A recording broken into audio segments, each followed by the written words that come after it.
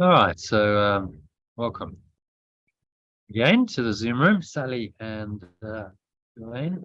So wait for the helicopter to go over. You probably can't hear me very well while that's happening. So now let's jump into our email for today. We'll have a look at that quote and then dive into the lesson.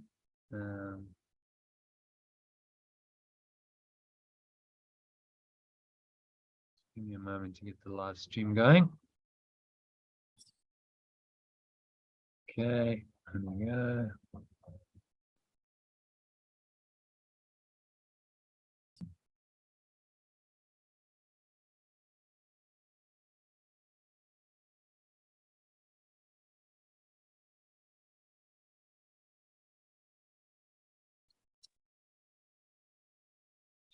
Happening there. That's not happening. It's happening a bit slowly. Okay. Let's get the email up.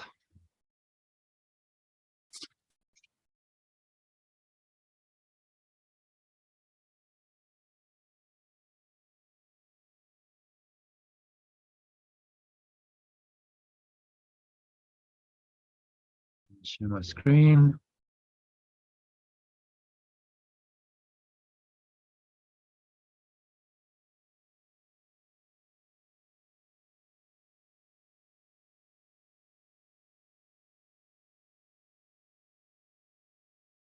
Yay.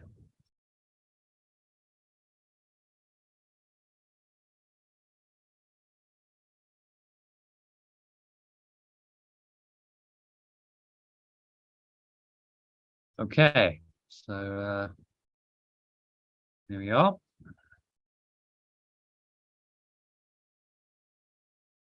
So Elaine, if you can read the quote.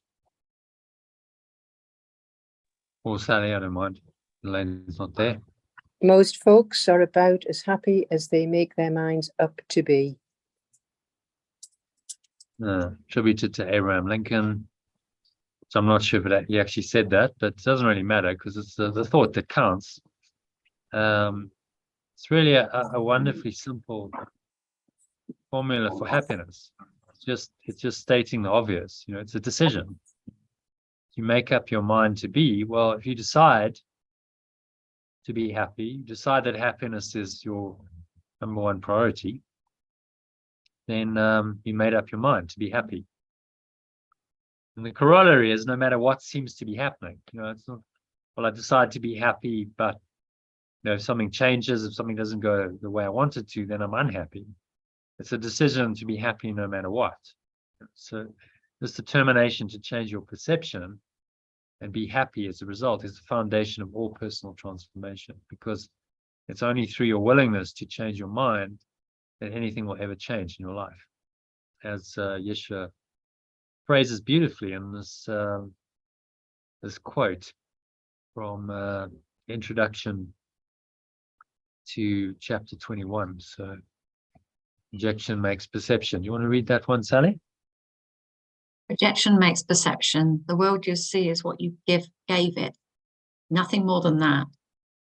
Though it's no more than that, it is not less. Therefore, to you, it is important. It is the witness to your state of mind, the outside picture of an inward condition. As a man thinketh, so does he perceive. Therefore, seek not to change the world, but choose to change your mind about the world. Yeah, I love that one. Yeah, it's one of my favorite passages from the course. He's got really the very essence of how the illusion works. You know, projection being our minds projecting out into the dream world, and making up this perception. So projection and perception are connected in a feedback loop. Just want to show you this diagram in the course pack. So you can see it visually. So levels of mind, instrument for peace. So look at that. You can see that zoom in a bit. At the very core level, you've got your belief, the ego's beliefs, and then that gets projected out into the quantum field, the ether, and it will manifest. It will manifest situations that then you seem to perceive. So projection makes perception, as he's saying. We now perceive according to what our core beliefs want us to perceive. And then we perceive them from the same belief system. So we project it out from the one, internally from that belief.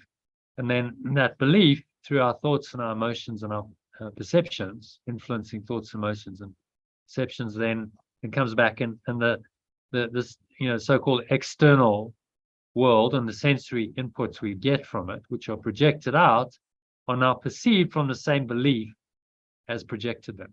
And that's so it becomes a closed loop system, which is difficult to escape from, as we know. The only way out is to start letting go of the belief as that belief manifests, which will happen in your emotions and your thoughts. Thought makes up belief, and then emotion is a derivative of those beliefs. So that's why projection makes perception. And then what else is he saying? The world you see is what you gave it, nothing more than that. So we projected our beliefs onto the world. What we gave it is what we then perceive in it, which is why projection makes perception. But though it is no more than that, it is not less. So this is always what it is. Therefore, to you, it is important. To us, it's important.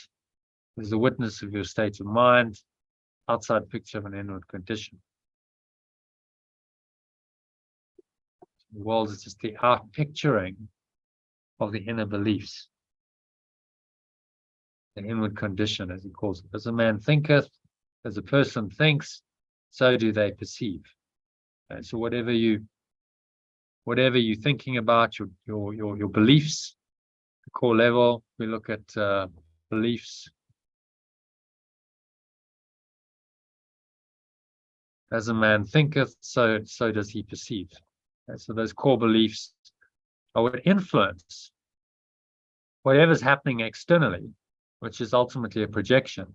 How you perceive it is primarily based on your beliefs, thoughts, and emotions. Influence and color that perception. And then we think we have reality, but actually it's just our own belief that we're now perceiving as real through this mechanism of the external world that the ego has invented for us. So as a man thinketh, as a person thinks, so do they perceive. Therefore, seek not to change the world, but choose to change your mind about the world. It's a very powerful statement. It's one of the fundamental truths of this course. So don't try and change the external world, because that's just an effect. Change the mind, your mind about the world. Change your mind about what you think about it. Then you change the effect automatically. Okay, so happiness is again the theme of today's lesson. Here's a little song for you. Happiness is the truth. I recommend listening to it for that, simple but profound statement, because happiness is the truth. Did you listen to it this morning? Yeah. And he's repeating that a number of times, because happiness is the truth. So truth comes, in many forms. It comes in the lyrics of pop songs as well, which is what it does in this instance. Okay, so that brings us into our session, busy within the lesson. So let's have a look at today's lesson.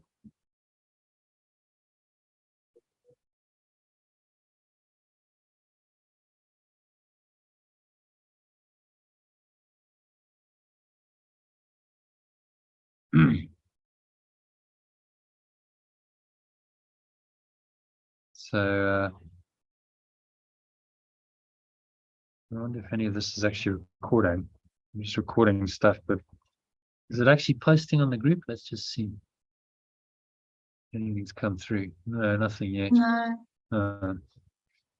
Okay. I'm not quite sure why that's the case. Anyway, I've got a recording on Telegrams, on Zoom, so maybe I'll just post that. I don't know why my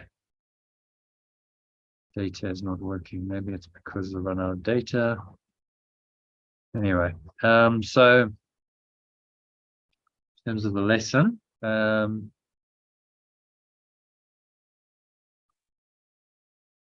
so if you can read that in the original, and then the alternative, number 1 for us, God's will for me is perfect happiness. God's will for me is perfect happiness. God's will is perfect happiness for me, and I can suffer but from the belief that there is another will apart from his. Alternatively, perfect love's will for me is perfect happiness. Perfect love's will for me is perfect happiness, and I can suffer only from the belief there is another awareness apart from its. Yeah, what's that saying to you? It's making me think of my calendar that's sitting on my desk today, and it says, the fear that something's wrong with you is your greatest block to joy. In truth, there is no other block. So yeah, when you're in the pure formless awareness, it's all perfect, isn't it? Perfect love's will for me is perfect happiness. If you're perfect as you are, then perfect happiness must also be part of that. And that's all. It's such a simple idea, but for most people, they don't really believe they deserve to be happy somehow. So they're not. The idea that I deserve to be perfectly happy, and this is, God's will for me, perfect love's will for me, is completely alien to many people's thinking. I think anything else in the world, another person, another object, money, fame, fortune, special relationships, all these things. Well, what's going to make me happy? Something outside of me. To actually acknowledge the truth that perfect love wants happiness for you. And so it's available to you if you choose. If you just choose to accept it. Perfect love's will for me is perfect happiness. All I've got to do is accept that. And I can be happy. I can suffer only from the belief there is another awareness apart from it.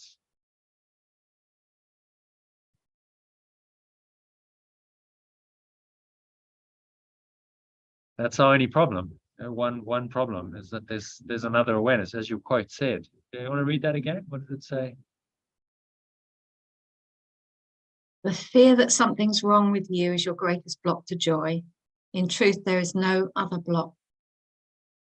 Even there's something wrong with you. Yeah. I mean, that really resonates with me. I've got this calendar. I've had it for a few years. And every time it comes up, I hear it anew. Yeah. We believe there's something wrong. There's something wrong, isn't there? And that's another awareness that he's talking about. Suffer only from the belief there is another awareness apart from it. So this other awareness, kept apart from love, is the whole problem.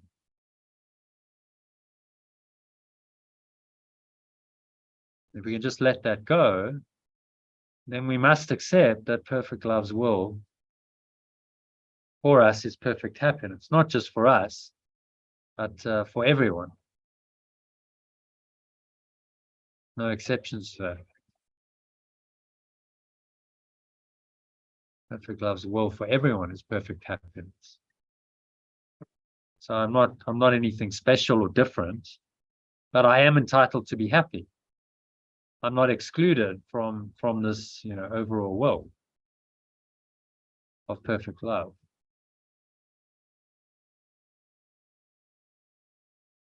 So I am perfect happiness. I'm perfect love. I'm perfect happiness. I'm perfect peace. I'm perfect joy. And all of these words are just pointers, aren't they, to a state of mind that's beyond all of them.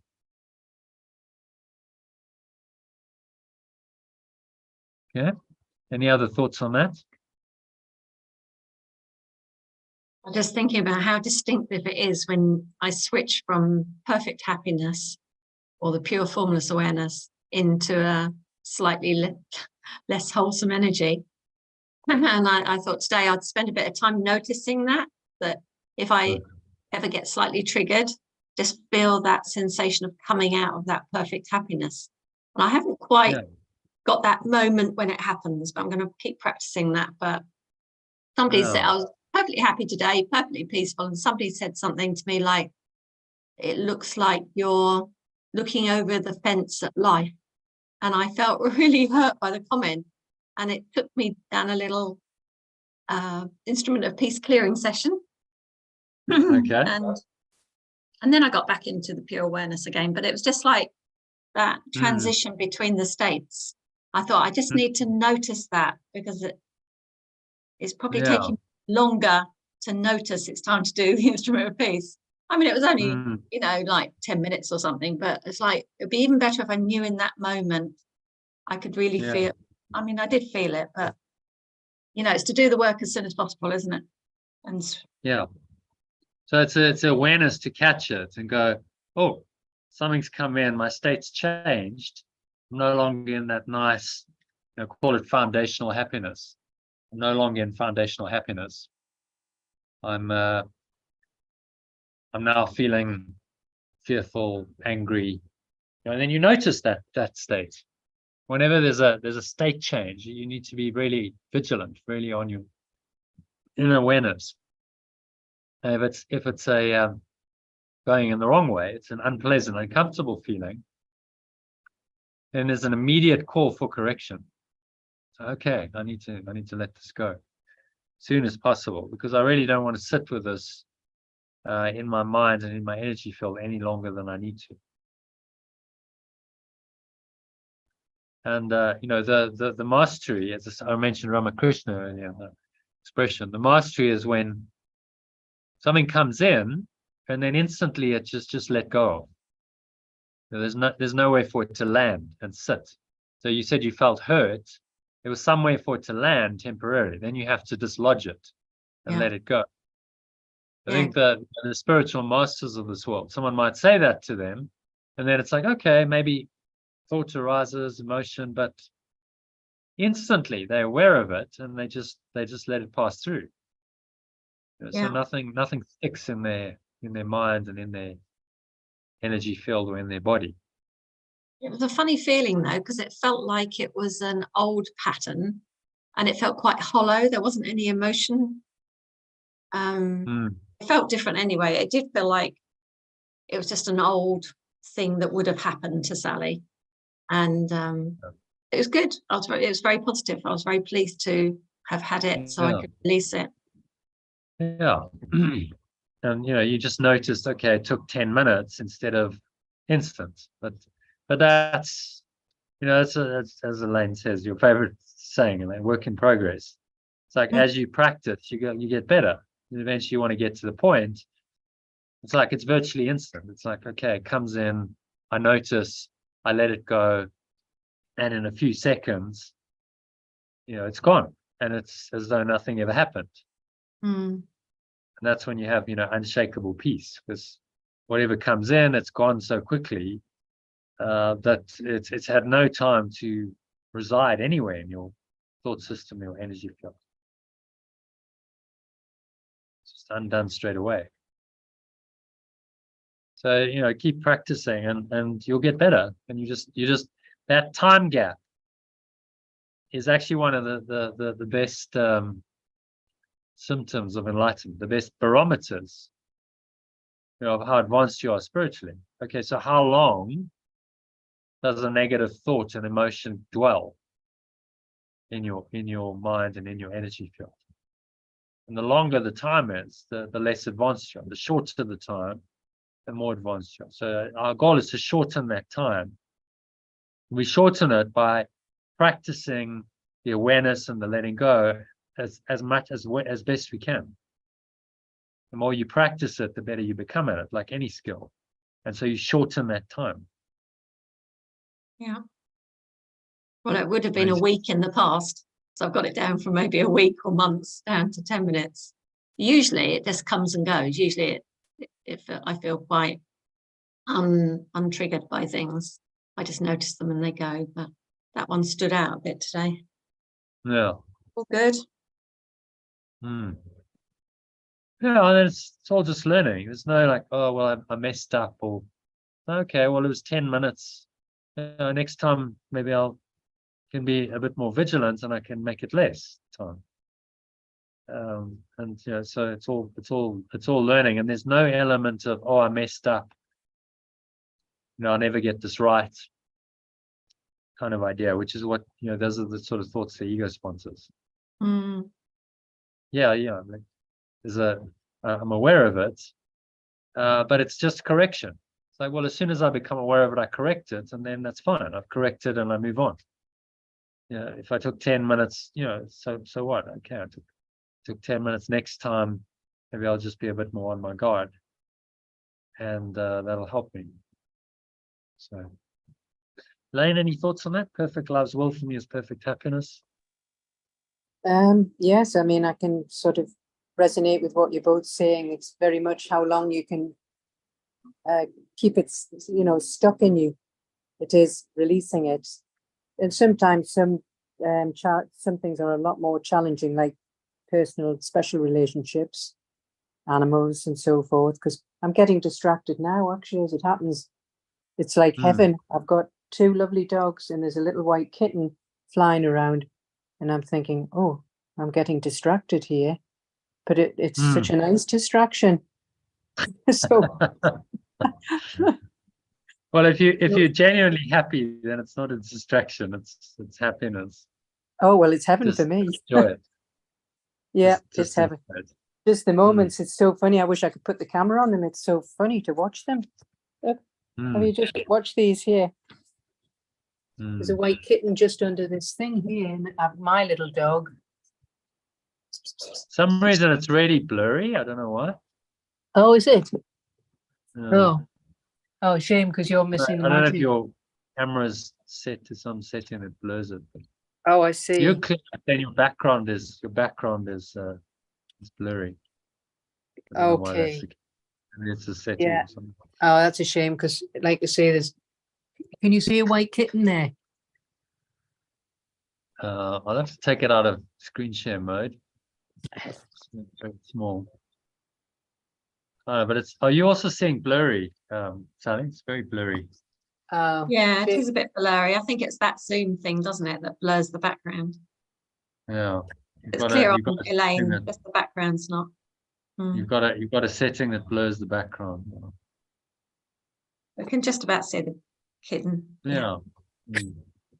Sorry, I know. Sorry, this is my weakness. It's okay. I'm not concentrating, so I shall, like they used to say at school, she's got the potential, but easily distracted. So I haven't changed much, have I?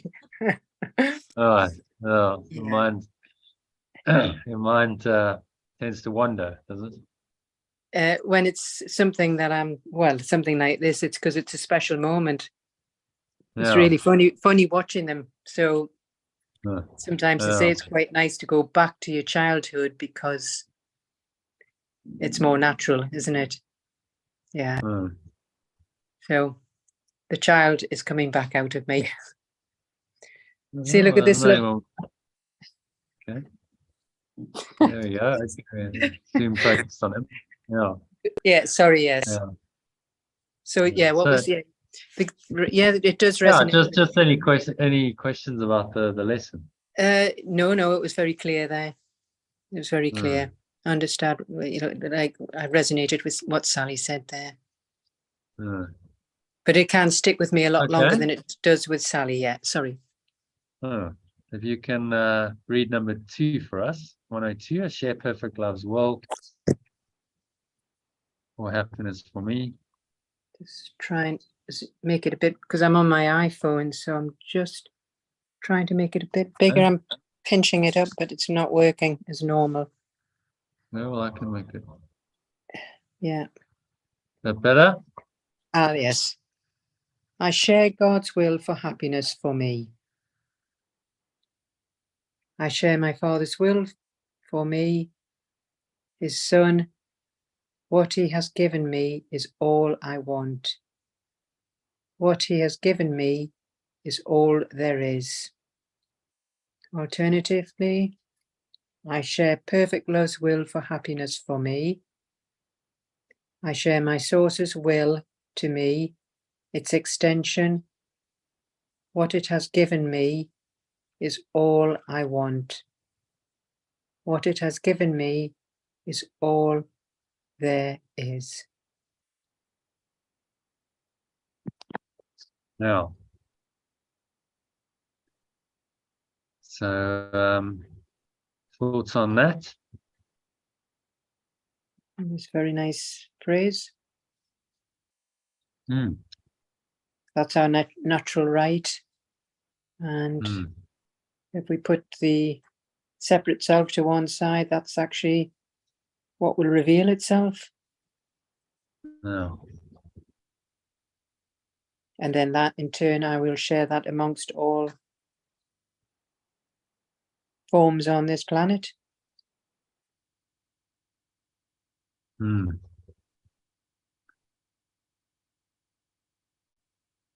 Share my source as well. Mhm. So again, one awareness. Love's will. Source is awareness. Will is awareness, but instead of sentence structure made it difficult to use it. I share perfect love's awareness for happiness for me.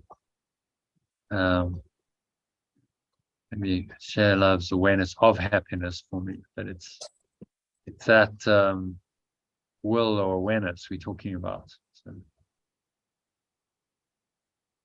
it hasn't changed at all.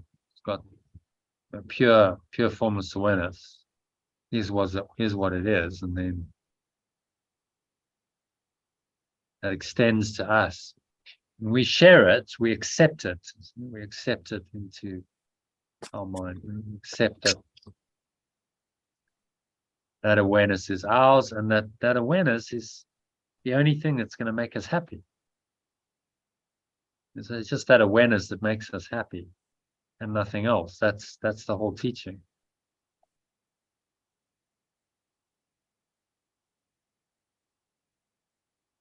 What it has given me is all there is.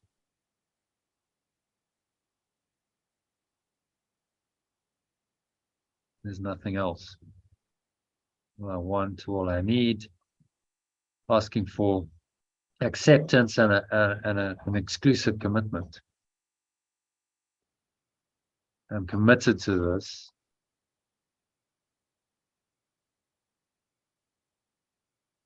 No matter what. So yeah, any thoughts about that? What's he saying in summary there? Well, if we want happiness, we need to commit ourselves to letting go of the ego, and then happiness will be revealed. Well, it's not actually saying that. It's saying I share my source as well. So Oh, yeah. the implication is I'm letting go of another will. this is a direct saying, I share, I accept this world, this awareness, which is only happy for myself. I share it, because if we don't think we share it, we seem to separate ourselves off from it. Then that is the ego. That not sharing of God's will, perfect love's will, is the idea of the ego. Is the idea that you are separate from that will, and that's the only problem. We think we're separate from this divine will, and we think that idea of separation now is the foundation of reality. That's who we are. We believe in it, and then we wonder why we're not happy. You have to go back to first principles and say you're not happy because you denied your true awareness. Whenever you do that, you're going to be unhappy. Unhappiness is a symptom of denying your true awareness.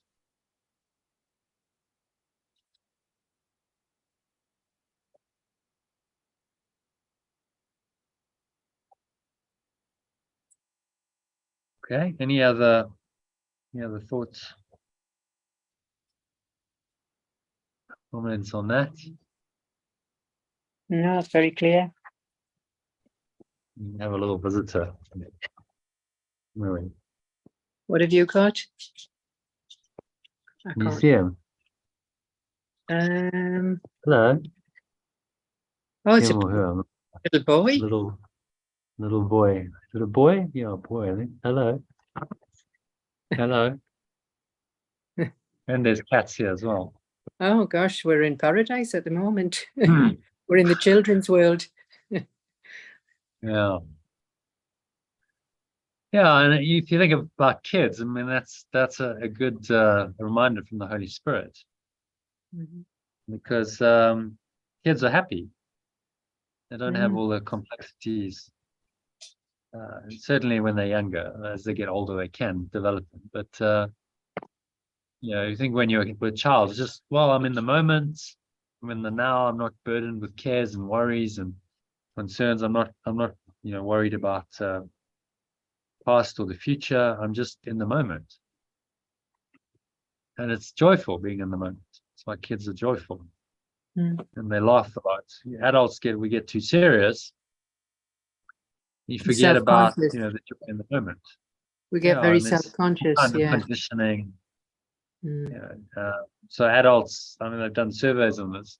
Most adults laugh less than 10 times a day, if that. And children laugh, multiple times, tens, hundreds of times a day, because there's no inhibition. They're not inhibited. Okay, well, what will anyone think of me? They just behave naturally. So that natural happiness, authentic happiness, that is our true nature, and just shines through.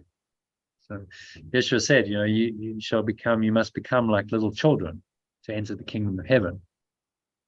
So very simple, very natural, letting go of past, letting go of future, everything that blocks your happiness in the moment.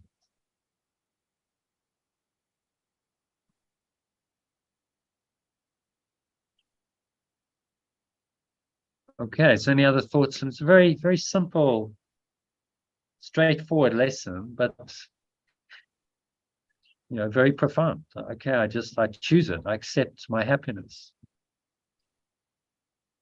I share it. I accept it. I invite it in.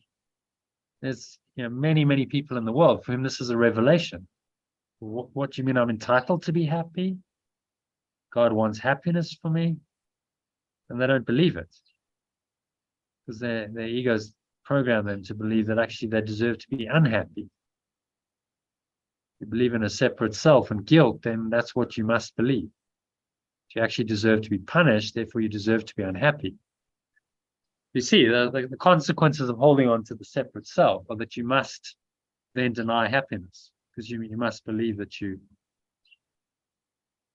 deserve punishment. Let's have a look. look back at this. Where are we? That just disappeared. Where's actually it's the wrong one. Let's just find tunes on that. Oh, it's actually on the same tab. This one. Okay. So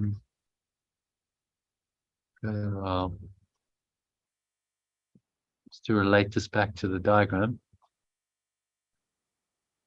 If you believe in an individual self, then you will have guilt and sin. You will have a false expectation of punishment appearing real.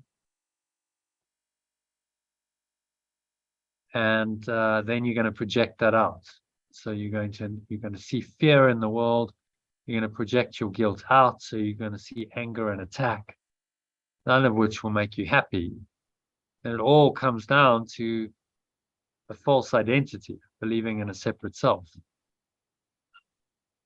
So we can't be happy if we believe in a separate self. It's as simple as that. Yeshua's saying there's no way you can be authentically happy and believe in a separate self, because the separate self demands punishment, tells you guilty and you're sinful just for existing, because you stole your identity from God or love itself. And now you must be punished for this crime. So how can you expect happiness if with a thought system like that? You see the impossibility of finding happiness within the ego's thought system.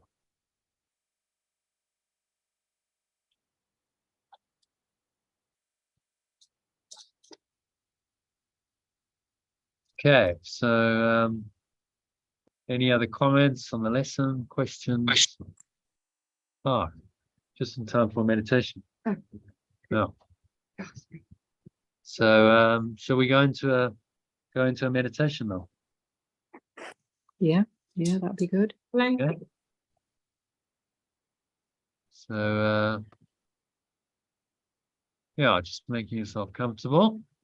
It's just Do you want that music or? yeah, I'm easy, thanks. Just go with natural sounds. We've got a logistics for you. Yeah. You can lock this door and the front door with the same tree door key. Don't worry about the glass doors. Okay. You can call Ellen. She's next door there. Okay. She's here. She'll let you out and just leave her with it. She knows what to do with it. Okay. Just Mm. call her over Yeah. the fence. Okay. No, she's in the property. In the property. Basically, there's a door. There's a little gate there, and there's a door. It's in line with this. Okay. Okay. And Hello. your coffees are on the table. Yes. Last bit. Yes. Okay. All right. So let's do this. Let's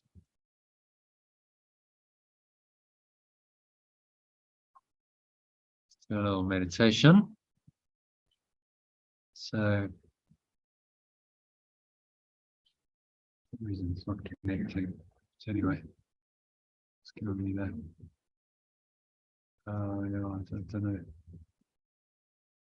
I'll just send it out because I've recorded it. I'll just send the whole file from.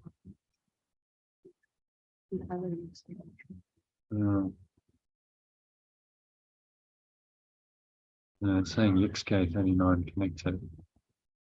Not giving me the other link. So anyway, let's just crack on with it.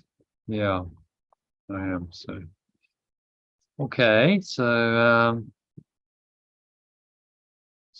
let's go into meditation on this, shall we? So Just make this the name, not to anything. great, thanks. Just make sure the gate is closed. Okay, how will I get out the gate? How do I get out the gate? How do I get out the gate? Will it open? She'll let me out. Okay. All right, so let's do a meditation on today's lesson. So just sitting comfortably, favorite meditation posture, feet shoulder width apart, Keep your back straight. Cup your hands in your lap, close your eyes. And start off by taking a nice deep breath in through the nose. So breathing in, noticing how the stomach rises and the chest rises. Subtle flow of air in through the nostrils. Just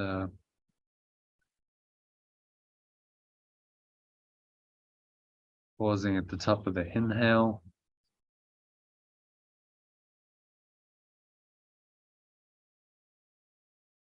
Clench the sphincter muscle, lock the energy in.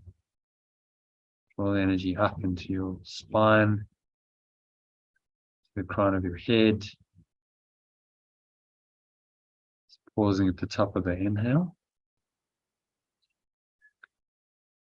So just check in with your mind, scan your mind, and notice any thoughts, any emotions, any related body sensations showing up for you. And it feels negative, limiting, contracted, constricting, anything that makes you feel unhappy. Notice that, breathe into it.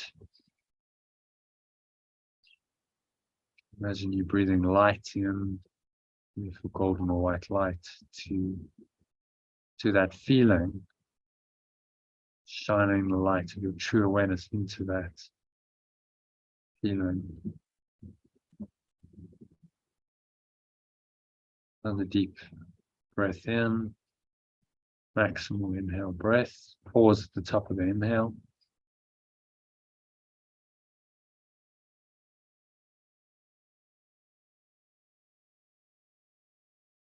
And just remind yourself that God's will, or perfect love's will, for me is perfect happiness. Perfect love's will for me is perfect happiness. And repeat these words. Perfect love's will for me is perfect happiness. And I can suffer only from the belief there is another awareness apart from it. Speak that out, affirm it. All of your suffering, your pain comes because you believe there's another awareness other than perfect love.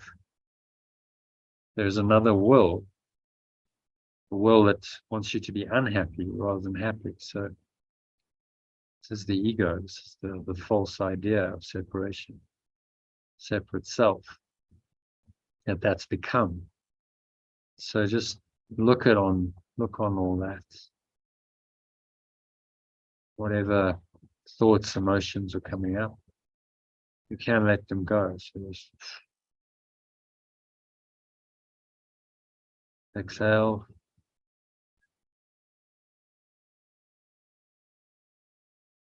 Blow it all out with the breeze of your breath. It's going, gone. All the lower stomach into the spine. Expel the last remaining air out.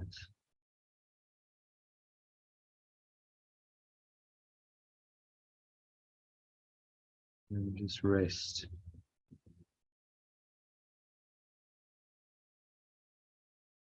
Rest in this deep peace and stillness.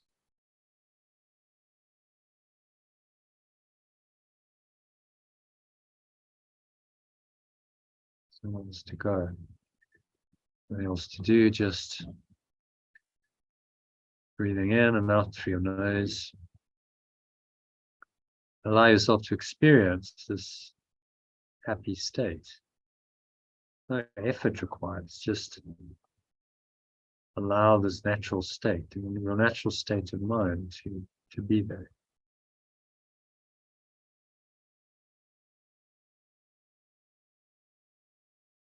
Feel into that happiness. You breathe in and out through your nose. Let it just take you deeper and deeper. Going deeper into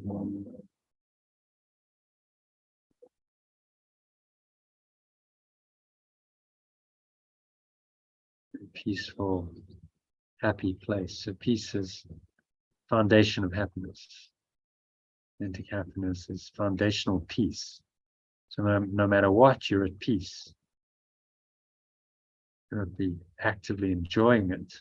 It's another level up, but it's not disturbing your peace. In other words, you've let it go.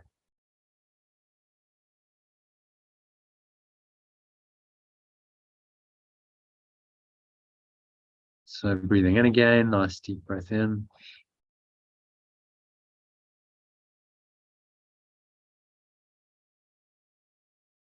Blowing the stomach out, chest. Rising, clench the sphincter muscles to lock the energy in. Just draw the energy up the spine into your heart center. You can put one hand on your heart. Just connect with your heart space, drawing it up to the crown of your head.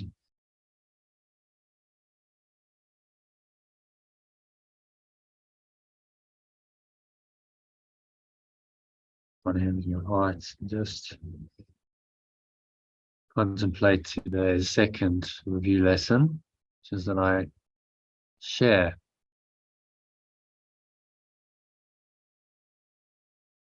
God's will, or perfect love's will for happiness for me. Say that out loud. I share perfect love's will for happiness for me. It's conviction, meaning. This is your invitation to it. This is your acceptance of it.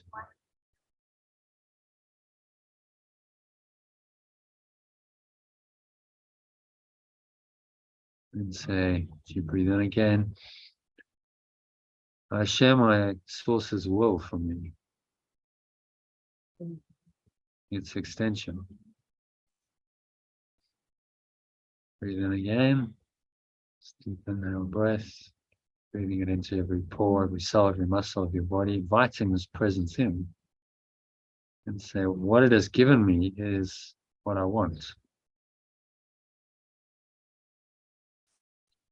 What it has given me is all I want. Breathing in again. What it has given me is all there is.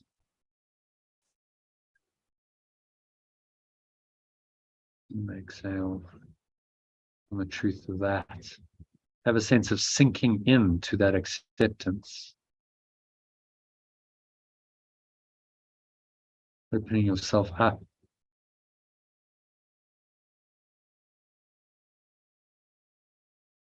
To that acceptance.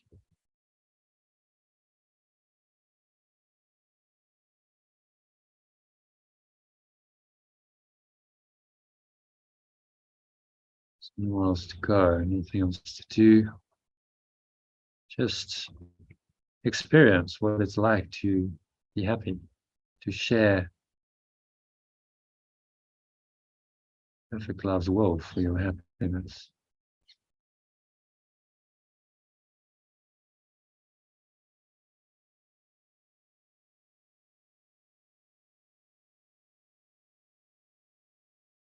Breathing in and out through the nose, just observe the breath, stay present in the moment. If your mind wants to wander, just bring it back to the breath. Breathing in the spacious awareness. That is the essence of happiness. This awareness, pure formless awareness of perfect love is what makes you happy.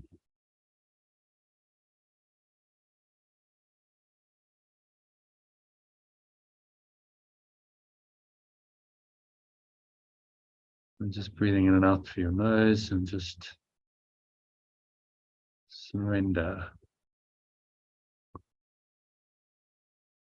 into the happiness that is yours. So I share perfect love's will for happiness for me. claim it as my own. I share it now. Right now, in the next couple of minutes, you can experience it. Don't need to go anywhere else, look for anything else, seek outside of yourself. It's right here.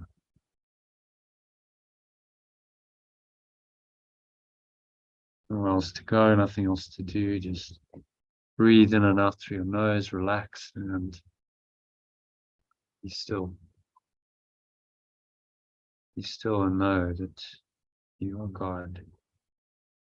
You are perfect love, and perfect love's will for you is therefore perfect happiness that you can experience right now, in the present moment, moment by moment for the next 1 minute of deep silence.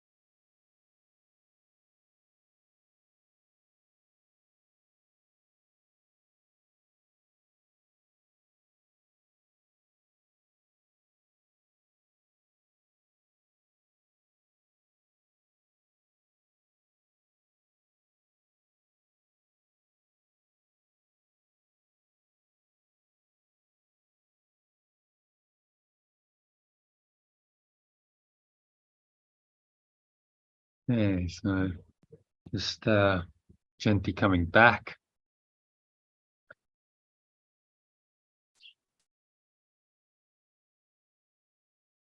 It's an awareness of the body, the breath. If you drifted away for a bit, just bringing it back. In the breath, to the senses.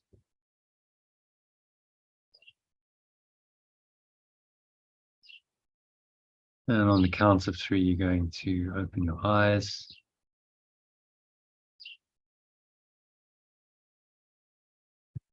So 1, just breathing in. Noticing how the stomach rises and the chest rises. Subtle flow of air in through the nostrils. Just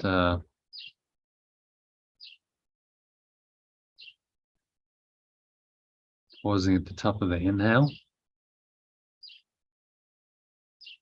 Smile. Remind yourself that perfect love's will for me is perfect happiness, and I share that will for me. Anything that's not of that, it's not happy, you just observe it and blow it out. Let it go out of your body, out of your mind, out of your energy system. It's going, gone. Stomach into the spine, expel the last remaining air out.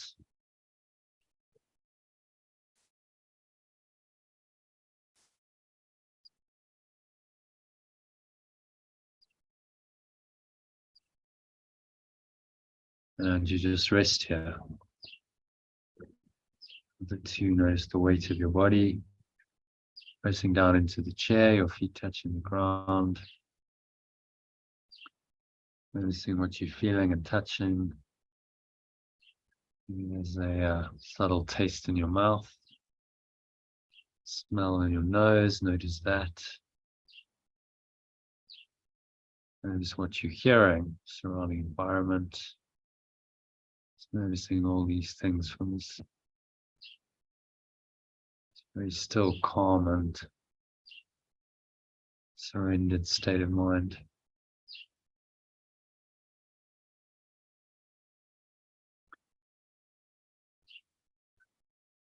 So there's no judgment. No judgment of anything, just observe.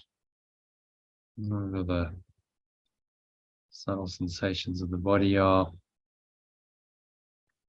The breath, the senses, the world.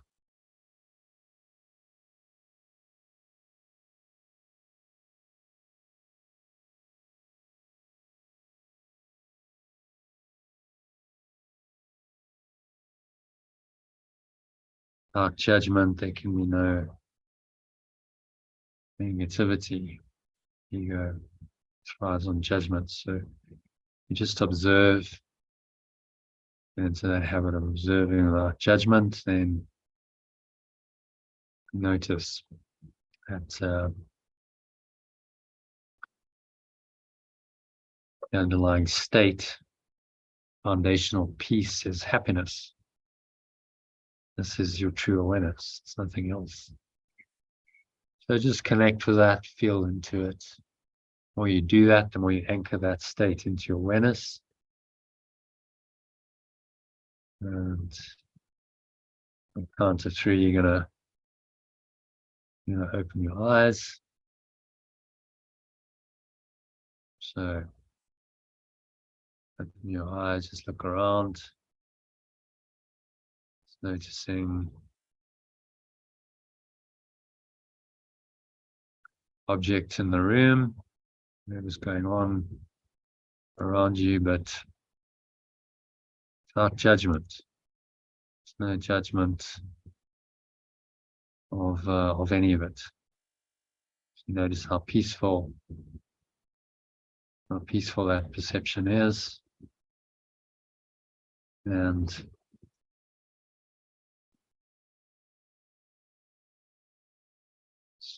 to stay anchored in this foundational state of happiness.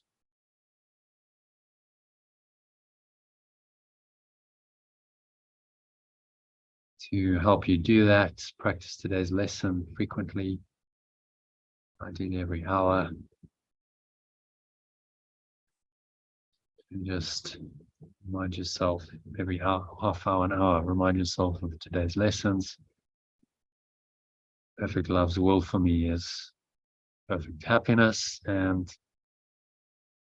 on the hour and alternately on the half hour, I share perfect love's will for happiness for me. And that should keep you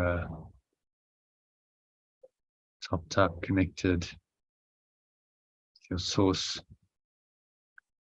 in the state of foundational happiness. So that brings us to the end of the meditation.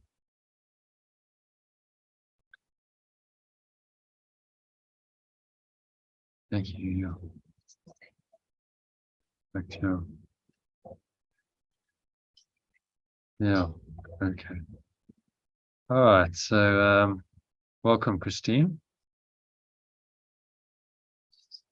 Hello.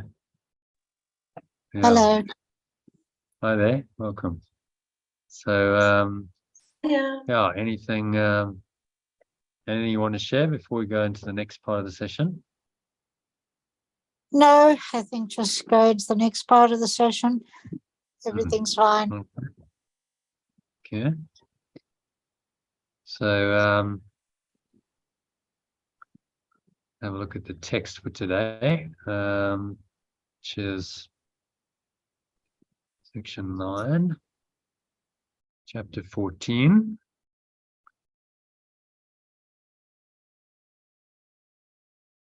Which is called the reflection of holiness, translated the reflection of pure formless awareness. So let's just have a look at that.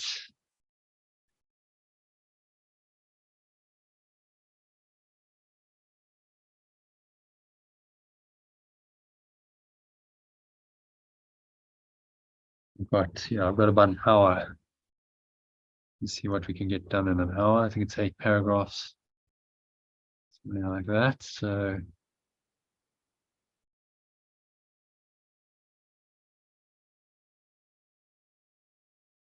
reflection of holiness, reflection of pure formless awareness.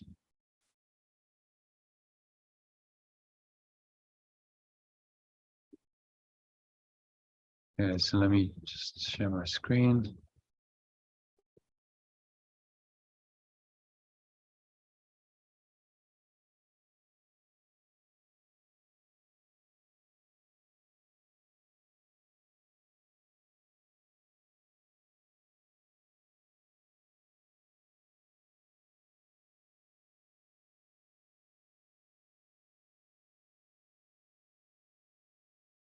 Eight paragraphs this one is, so let's see how many paragraphs we can get done.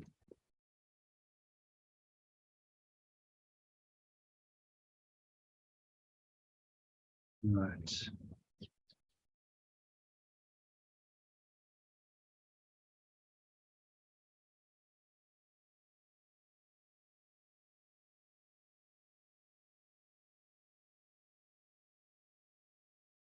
Okay, so go to paragraph 1 then. Where are we? Zoom is here. Okay, he's still there. Lane's gone. To pop out, no problem. Okay, so share screen again.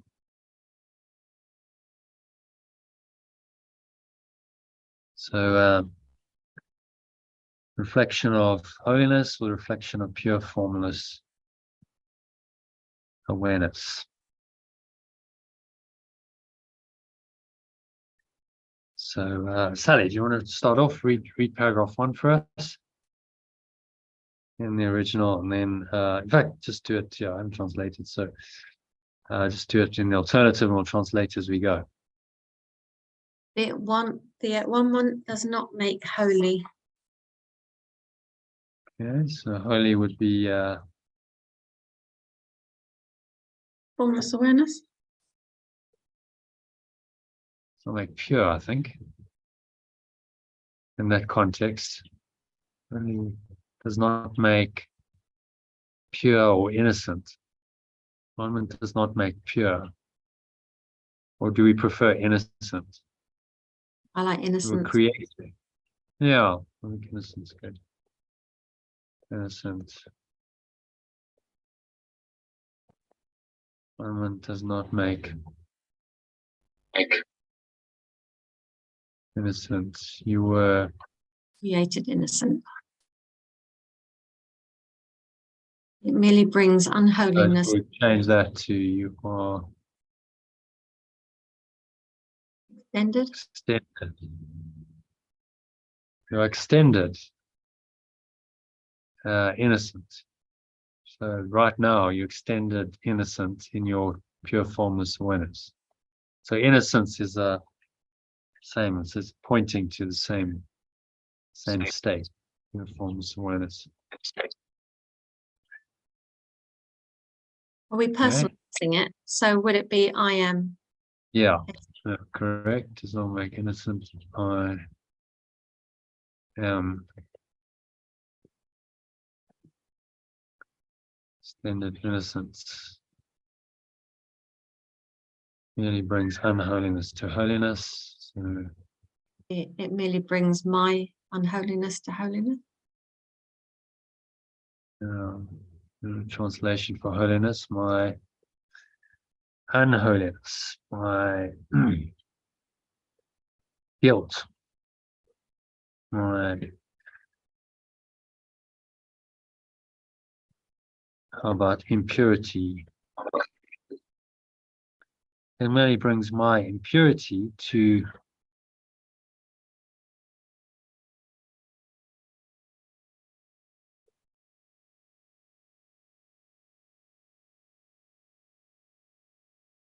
pure formless awareness. Okay. I am extended innocent. It merely brings my impurity to pure formless awareness.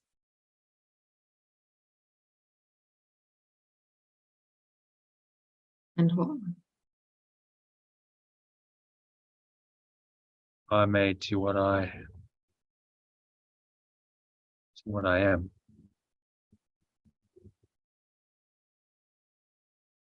Yeah. Bringing illusion to truth, or the ego to pure formless awareness, is the remembrance of perfect love's only function. Oh, right. Yeah, no problem. Yeah, okay. Namaste. Speak. Yeah, thank you. Okay, so I was saying bye to Corin. She has to go. So Bringing illusion to truth, or the ego to pure formless awareness, is the remembrance of perfect love's only function. ego is Oh. Ego is belief in separation.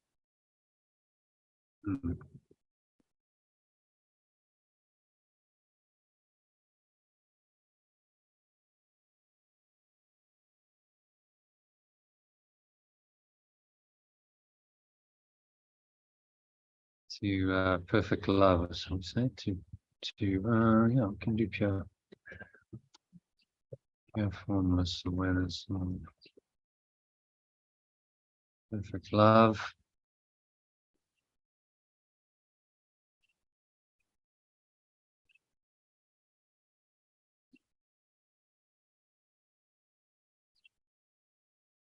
Here's the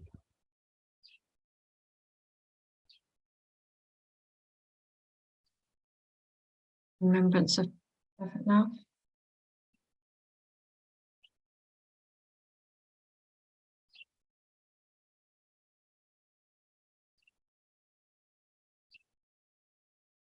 perfect love's only function. Keep not your making from your source. You're making from your source. For hiding has cost you knowledge of him and yourself. I will not keep my making from. Making from source, from So my making is talking about what I made up. No. not keep my making. Illusions, my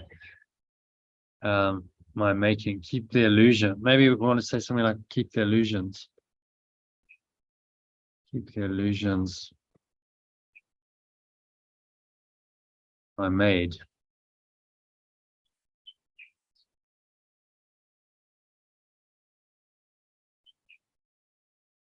On my source.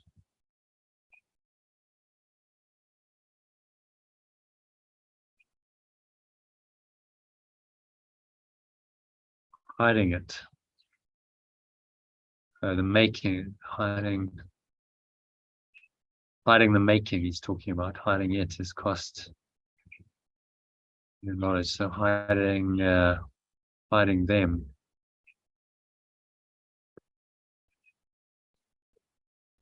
Lost your knowledge of it and of yourself.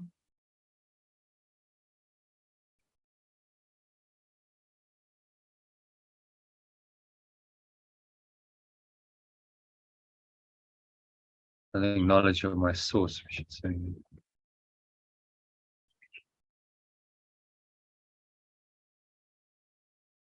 And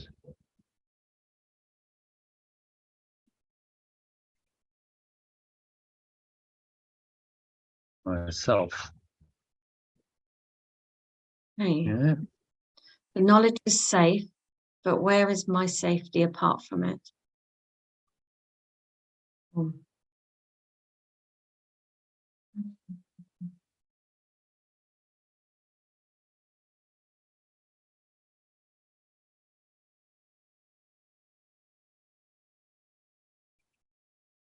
Making of time. Making of time to take the place of timelessness. Lays in my decision to be not as I am.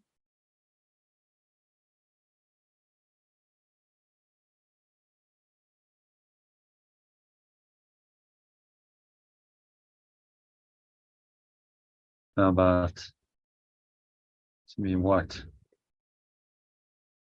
I am not?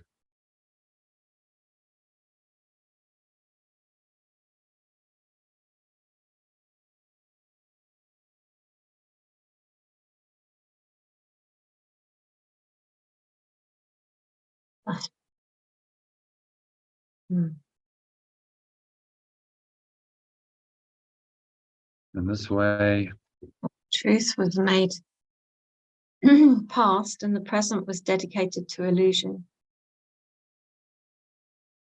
how about we make that active tense? In this way, I made truth.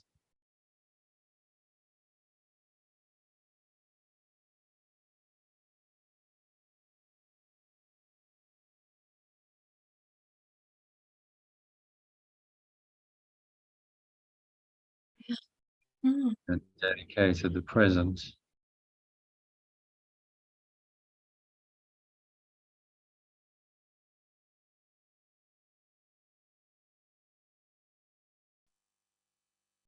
to illusion.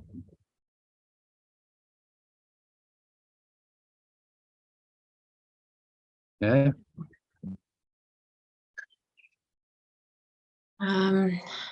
And the past too was changed and interposed between what always was and now.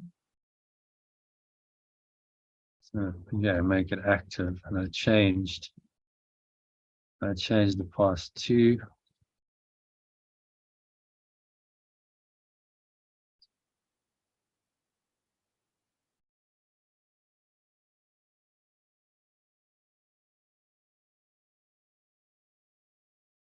closed it between what always was and now.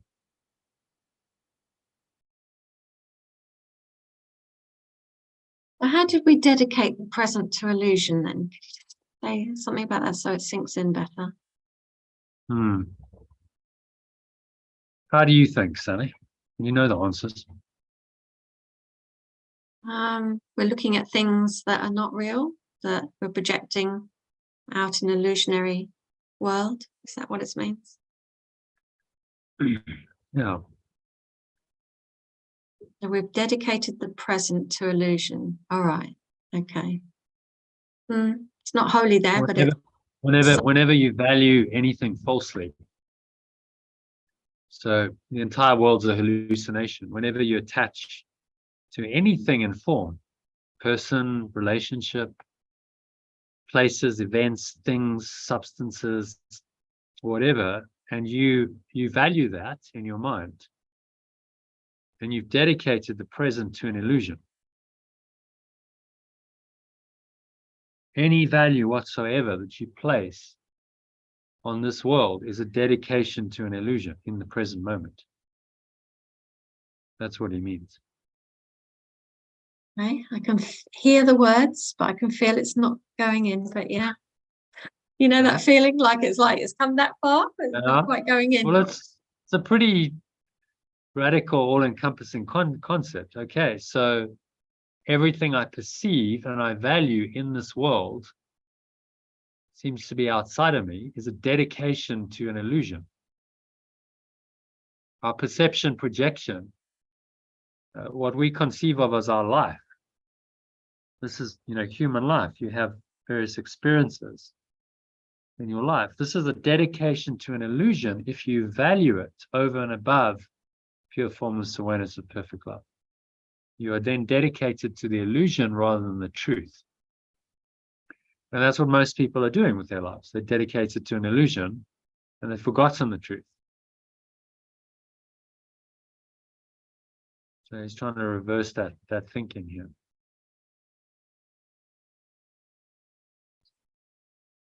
And so the next bit, where it says, I changed the past too and interposed it between what always was and now, it's making my head hurt. Okay. So I changed the past. The past too. So maybe we'll say, and I Did also. How did I change the past? Also changed the past and interposed it between what always was and now. Did I don't get the change the past. Mm-hmm.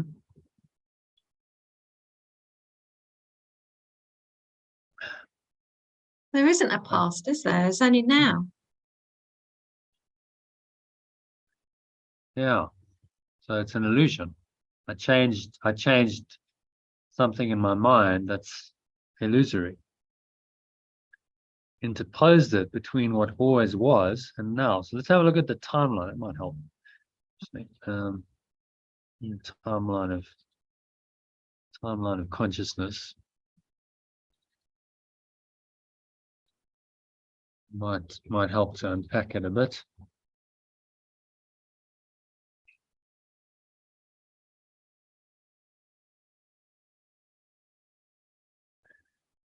So I made the truth past instead of present. Truth can only be known present. So the truth is now buried in the past. It's long distant memory, which is why we have to have the remembrance of perfect love reminding us.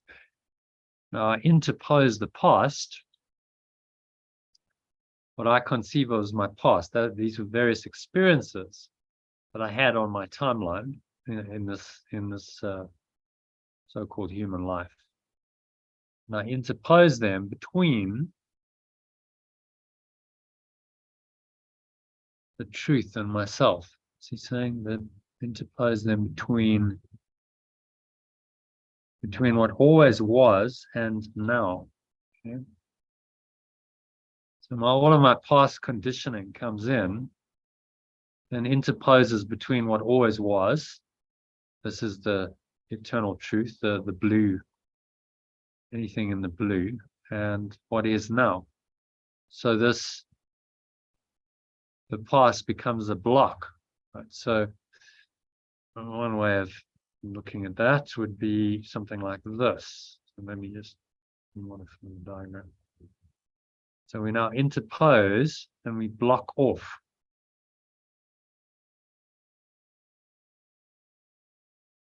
that awareness, you see? And that's the ego's psychological and emotional attachment based on the past. So I brought in the past into the present to block what always was, which is this eternal awareness. What always has been, always was, always will be. and I block it from my awareness using the past, the conditioned mind patterns, beliefs, programs from the past, which then manifests in that moment as some kind of ego psychological and or emotional attachment to whatever I'm perceiving. So I bring the past into the present to block the eternal now, presence of this eternal now, which is a synonym. Now is just a synonym for pure formless awareness, perfect love. And now I can't perceive it. So it's not allowed into my mind, into my awareness. The Holy Spirit can't come in and intercede and change my perception as long as I'm believing in the power of the block rather than in the power of the miracle to undo the block. Does that make sense? Yeah, Go back to what I was saying. If I change the past and interpose it between what always was and now. So how do we change the past? Well, we perceived it. This we perceived ego it. psychological attachment is a perception. It's a misperception of the past. I'm not perceiving the past correctly. I'm changing it in my mind into something that's a source of pain, guilt, fear. And then I interpose that between the truth and my awareness. So it gets blocked out. And I can't access it in the present moment. I'm now stuck in the past.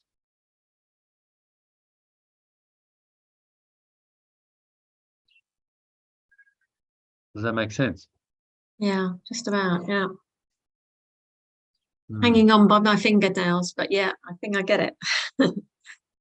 Okay. It's just resistance, isn't it? I've just got resistance coming out. No. Just looking at the timeline. So what he's really saying is that none of that red stuff it's all relevant. It's all just a block to the awareness of love's presence. And we've made it very real to ourselves, and that just blocks the now in the now moment. It blocks this awareness from coming in, and that's all it's designed to do. Ego keeps you in the past or the future to block the awareness of pure formless awareness in the now, because that's its biggest threat. You access that awareness now, it's liberating, it's peaceful, it's joyful, it's lovely. And you go, well, why would I want the guilt and the fear? Guilt coming from the past and the fear of the ego when I can have that. So it's got to try and block that all out from you and keep your mind on the timeline. See, past and future, you tune to the past future channel of the ego, you cannot then perceive or experience pure formless awareness of perfect love in the moment, because you've blocked that out and you're now time traveling on your timeline instead of being present now to this awareness. It's ingenious, the whole time-space story is this ingenious way the ego's invented to block our true awareness and keep us in the prison of the ego, the belief in separation.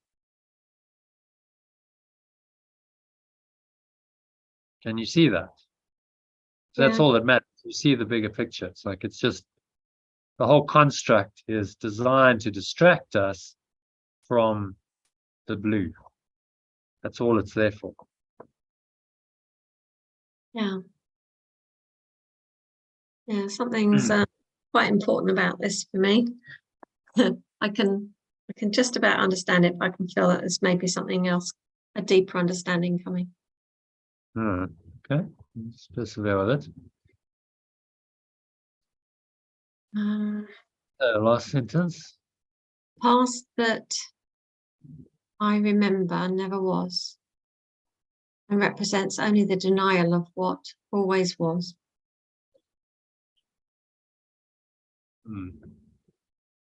They're saying that the past that we've invented is actually not the true past, because the true past is the present, is the future. The true past is just one.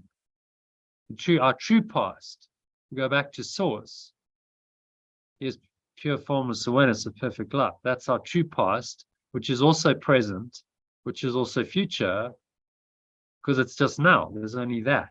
There's only now. We've now made a false past based on our so-called human life and all of our experiences.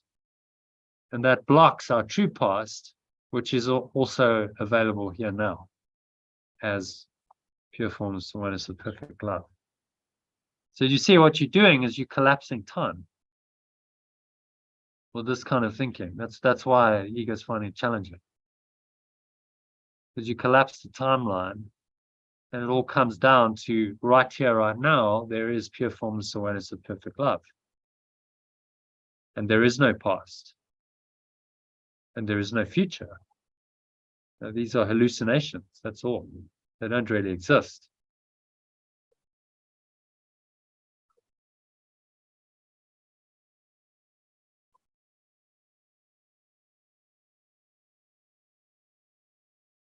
Okay, so you want to read that from the top and the alternative. The at-one-ment does not make innocent. I am extended innocent. It merely brings my impurity to pure formless awareness, or what I made to what I am, or what I made to what I am. Does that make sense? Or is it just me that finds that awkward? It merely What I made, what I am. It brings my impurity to pure formless awareness, or what I made to what I am. Yeah, all right. Bringing illusion to truth, or the belief in separation to pure formless awareness of perfect love, is the remembrance that love's only function. Should we say made up, maybe? Would that make it clearer? Yeah. Made up to what I am? Yeah, that's much better. Thank I've you. made up. I've made a false identity for myself. And I've also made up a world that is a projection of that. So that's the making. All right, yeah, that's much better. I bring that to what I truly am, say truly am, which is pure formless awareness of perfect love. And the making of all those illusions must then be dissolved. Bringing illusion to truth, or belief in separation to pure formless awareness. Perfect love is the remembrance of perfect love's only function. Which we need a comma there.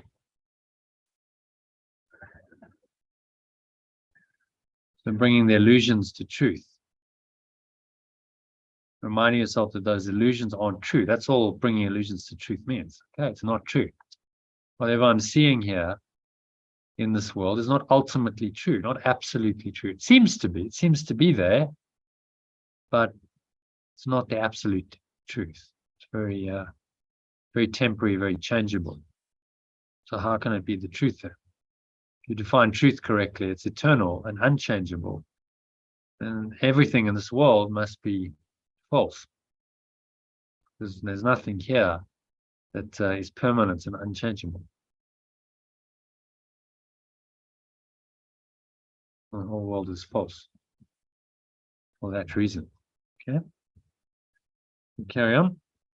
Are we on? I will not keep the illusions I made. That one? No, it's probably a bit further up. Number 4, I'll start at.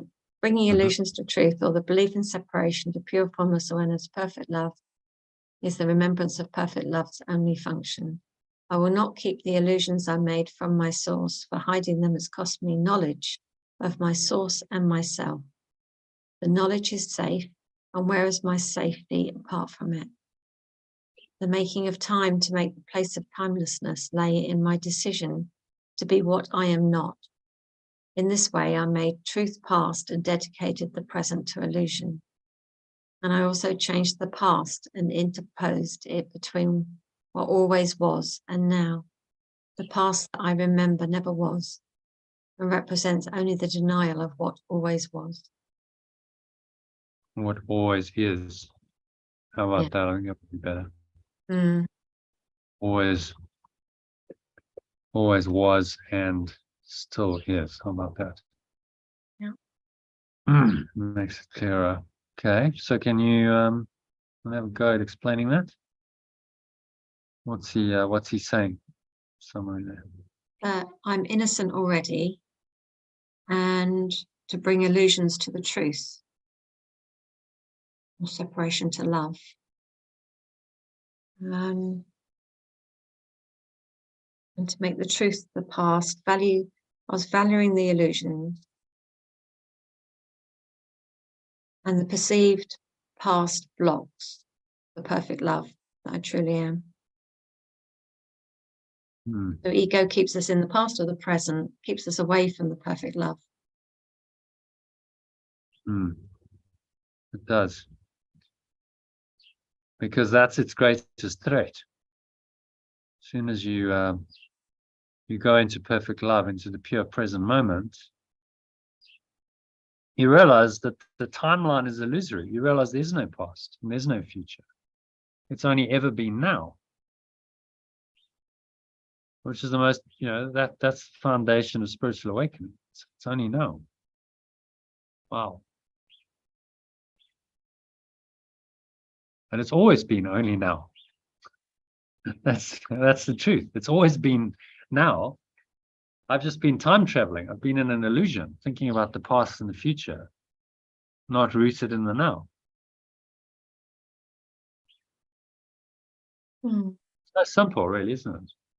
Oh my God. When I was reading Eckhart Tolle first time, it's suddenly started to dawn on me that I'd actually just missed most of my life because I'd been in the future most of my life. It's like what's coming, never what's here now. It's like what's coming. It's like, whoa, this is radical stuff, because it's what he's saying is fundamental to our life experience. Just to be here now, and you're always here now, no past in your mind, no future in your mind, changes the way you perceive the world entirely, which is what Yeshua is saying here. Brings the illusions to the truth. If you are purely present, there can be no illusions, can there? It's not possible. Purely present. So no thought of past, no thought of future, just sense perceptions coming in now, but no reference to the past in your interpretation of them, no reference to an imaginary future. Okay, sense perception comes in, and I'm just aware. There's just an awareness. Okay, I'm aware there's an underlying peace, no matter what my senses are telling me. There's no room for illusion there. It's just pure awareness being experienced now, moment by moment by moment, in the eternal now moment. And I never depart from that. I never go time traveling in the past or the future. I just stay rooted in the now. So when we're time traveling in our mind, it's like going to the pictures and watching a movie and being in the movie for hours and hours and hours a day. And we miss truth. We're not experiencing truth. We're not experiencing real life at all. Yeah. You're seeing as a mental movie, which features you in the starring role. That's the whole point. You're the star of the show. And the ego is telling you, the special character, are the most important person in the movie. And everything that's happening in the movie revolves around you. Yeah. Which strengthens the separate self. And you forget that actually beyond the images and the story is just a blank screen. That's it. That's all that's going on. It's just that blank screen. It's actually extraordinary. You think about, you go into a movie theater and you sit and you stare at a screen for 2 hours or 2.5 hours. And actually what's happening is everyone's just staring at a screen. but they're transfixed by the images that are projected onto the screen. So that's what makes the movie engaging. What keeps you interested. But actually, you're just staring at a screen, and the images that are projected onto the screen are completely temporary. They don't even exist. They're just flitting images. They come and they go. There's nothing real about them, is there? At all. No. Nothing permanent. When the images are done, the movie stops showing, the screen remains as it was, untouched. And that's a good analogy for what's happening here. So that pure formless awareness is the blank screen. Tabula rasa, it's been called. It's a blank slate. Without any conditioning, any programming, it's just pure awareness. And then all the images that are projected over that now seem to have some kind of existence, and they suck us in. Just obscure the truth that there's just a screen. That's all there really is. And the screen is unaffected by any of those images. Think of a movie screen. It's had billions, millions or billions of images projected onto it in its life, however long it's been there. And it's totally unaffected. It just remains the blank screen. Most of the time, when it's not in use, it's the blank screen. And even when the images are being projected over it, it's still the blank screen. That's the truth of the matter. It's still the blank screen. We're staring at a blank screen, and we don't see the blank screen because we see the images projected over it. And that's exactly how it works in the world. We see the images projected over the blank screen of pure formless awareness, which seems to be the world, people, everything that we perceive as outside of us. That's the images projected over the blank screen. And then we seem to be in the screen. The screen is 4-dimensional. So it's 3 dimensions of space and time, which then makes the images sequential so you can understand them. So that's the mind trick of the ego. It's really gone to great lengths to try and convince us that these images are real and that the screen is not. And we've got so hooked up into that system that we've forgotten that we're just in a dream. It's just an image. He says images cannot see. Lesson 15, I think, of the workbook. Images can't really see. So now you're an image in a dream projected onto the screen. How can that image really see anything? It thinks it sees something. But is it really seeing anything? No, it's all images. It's an image perceiving images around it, and none of those images are true.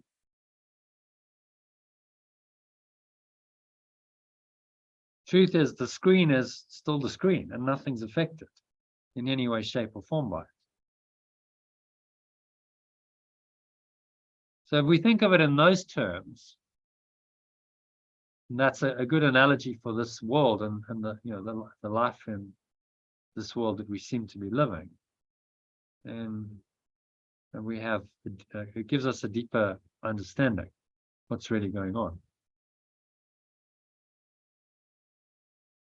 You can only get past the images in the now. You can't do it in the past or the future.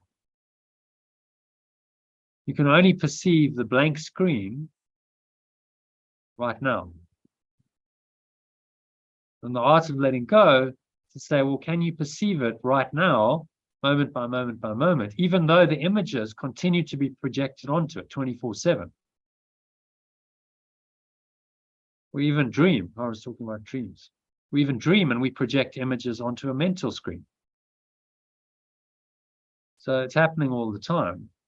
Can we perceive, underlying that, the pure formless awareness of perfect love that we truly are? That's the question. And Yeshua is saying, yes, you can, but you have to train your mind. You can't go time traveling anymore, and you can't make the past real and interpose it between you and pure formless awareness anymore. Because if you do that, then you remain rooted in the separate self, time traveling, and the now and your true self are obscured from you. And then inevitably you will age, you will get you'll get older, sickness, death, these kinds of things come. You know, those are the apparent penalty for lack of awareness, for lack of knowledge.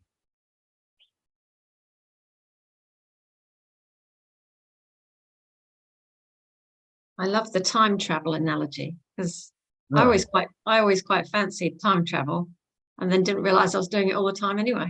So that's Yeah, quite we're very- all time traveling all the time. It's just mental. Mm, When you go into a memory, you're thinking about something, you're not present, you're in a mental construct, a memory of something that never really happened, because whatever happened in the dream isn't really happened. So now it's double illusion. It's like an illusion upon an illusion. It's a memory of what never happened. So it removes you even further from the truth. At least if you're present now. Okay, so you got the screen going on, 4-dimensional screen all around. I'm seeing trees and grass and winds blowing and sunshine. But if you're purely present now, it's only one step removed from reality, not two. Because it's not a memory of, it's like, okay, I'm in the now, there's sense perceptions going on. But if my attention is purely present, then I might just be able to see a glimpse of the screen beyond the images. Something can start to shine through. But if your whole attention is caught up in the past or the future, then that's blocked. So that's why a lot of these teachings, the Vipassana and Tantra perhaps, they focus on perceiving now, just perceive everything, but from a state of awareness now, because that's a way to get a glimpse of the screen that underlies the form. And there's no reference to the past or the future. So you're one step away from the illusion. I think more effectively is, and this is another, big spiritual practice methodology, is you close your eyes, you cut off your senses, you withdraw the senses from the world, and you go within directly. And you experience that inner awareness that is not affected by sense perceptions at all. So those are almost the two schools of thought in this. So one, okay, through awareness, by perceiving, the world in a very aware way, I can get access to the now and this pure formless awareness of perfect love. And then the other school tends to go, okay, I'll withdraw the senses. Pratyahara, it's called in yoga. It's one of the 8 limbs of yoga. So I withdraw the senses and I go within, and I just directly experience that deeper awareness. I don't need to perceive it through form. I just perceive it or experience it directly within my own awareness. And that's going within, that's meditation. Any meditation practice tends to do that. Again, you can meditate with your senses by observing sense perceptions. That's part of Vipassana and some other meditation techniques. But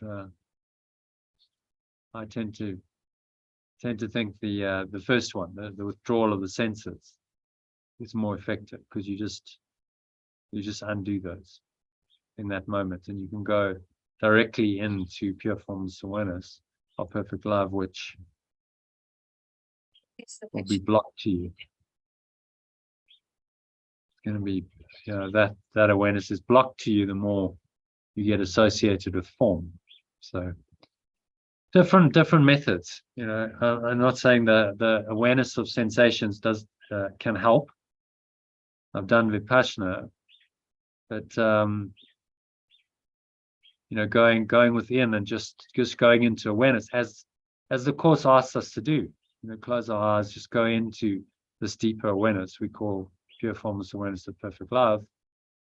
I think ultimately is going to be more effective. Okay, so any other thoughts on paragraph 1? No, I can see why the resistance came up. But it's calmed down. Yeah, it's quite profound, isn't it? Mm. It's the whole timeline collapsing in on you. And without the timeline, without time and space, there would be no ego. Right? Time and space are its inventions. It made them up to replace eternity. So you start collapsing time, you also start collapsing space, because it's a space-time continuum, and it all collapses into pure formless awareness of perfect love, and that's game over for the ego. So a huge resistance to that, that kind of awakening.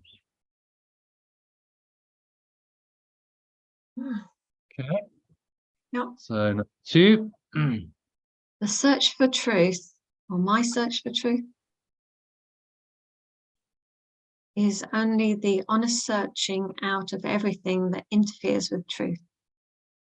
Truth is, it can neither be lost nor sought nor found. It is there, wherever I am, being within me. I just realized we've gone into the. It's like, what? Why is the translation done already? Oh, I just got to get the right paragraph up. However, that is actually relevant. It's all relevant, isn't it? You can easily. It'd be quite interesting. Wouldn't it be interesting to scramble the course, take each paragraph, Yeah. put it into a computer, and say, okay, scramble it up. Just randomly allocate these and see how that came out. You'd probably find it actually made quite a lot of sense. A lot of the passages, from randomly selected would actually work. So there's number 9. Sorry, no, paragraph 2.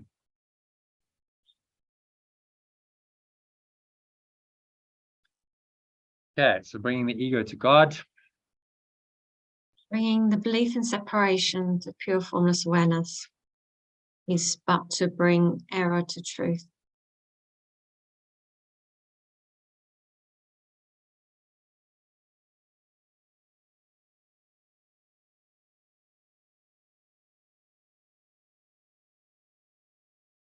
Where it stands corrected because it is the opposite of what it meets. It is undone because the contradiction can no longer stand. How long can contradiction stand when its impossible nature is clearly revealed? What disappears in light is not attacked. It merely vanishes because it is not true. But reality. Just wait a minute. Can catch up. Pure formless awareness. It's light.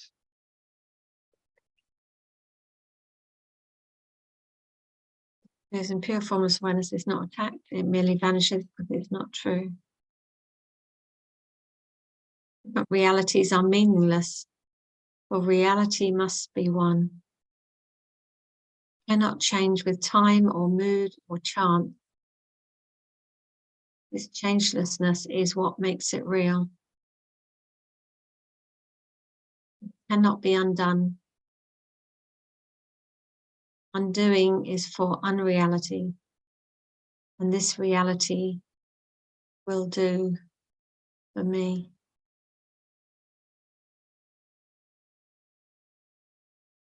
Okay. What's he saying there? It's amazing how much easier that was to read than the last one. There was so much resistance in the last one, and there wasn't in this one. It's interesting. It is interesting. Yeah. Bringing separation to love creates the error that we've created. The opposites will correct it. Undone anyway. It can't survive in truth. It disappears into true awareness. Vanished because it wasn't true in the first place. And it can't, the truth can't change. Can't be undone because it is the truth. They go back to that analogy of the screen. The screen is unaffected by any of the images projected upon it. Fundamental nature of the screen is not affected by what's projected on it. Though the images seem to be very real, we seem to experience them as real, the underlying reality remains. The screen is fixed. The screen is permanent. It doesn't change. Mm. And that reality will do for me. So the ego will say, but that's boring. No images. I mean, you sit in a movie theater and you watch the screen Yeah. for hours. Mm. Isn't that going to be boring? Funny, isn't it? Lovely. But by watching the blank screen, you see, it will take you into this deeply peaceful, blissful, ultimately ecstatic awareness in your own mind. It's beyond images. You don't need images. Those images sabotage that awareness. So they seem to be very engaging. Oh, I'm interested in what's happening on the screen and the characters and the story, but all of it just covers over the bliss that you could have if you just went into pure formless awareness and pure formless awareness alone.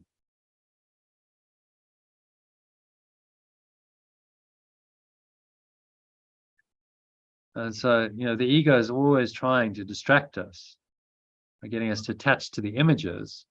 And then if the images are not directly in front of us, it creates mental images. So the past is mental imagery. We call it memory. And the future is imagined images. We just imagine these images and we create this mental movie. We're not seeing it with our physical senses, but we create it in our minds. So it's twice removed from reality because it's symbols of symbols, an image of an image. Memory is an image of an image. You see that? It's a memory, which is just images in your mind of what was an image to start with. Twice removed from reality. At least if you bring your attention into the present moment, it's one level removed. You've got the images in front of you, but there's no mental imagery you creating, which is why a lot of these techniques like Vipassana work. And then there's withdrawing the sense and just saying no images at all. I'm just going to go in, not distract myself from the images, and become aware of this pure formless awareness of perfect love.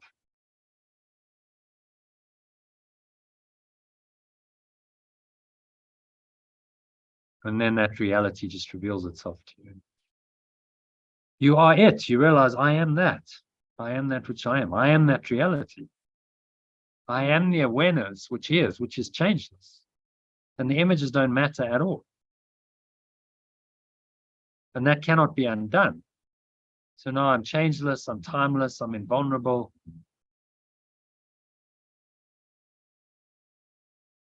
You compare that with the ego's changeable, vacillating state, and it's chalk and cheese. You can't reconcile them. It's going to be one or the other. Okay, so happy to move. I think we better make this the last paragraph because I've got to go at 4 o'clock. You okay with that, Sally? Yeah. Okay. So it is not, hang on, let's just get the correct details up. Okay, so, and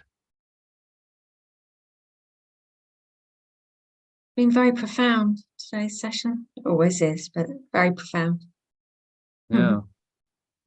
Now the text has this depth to it.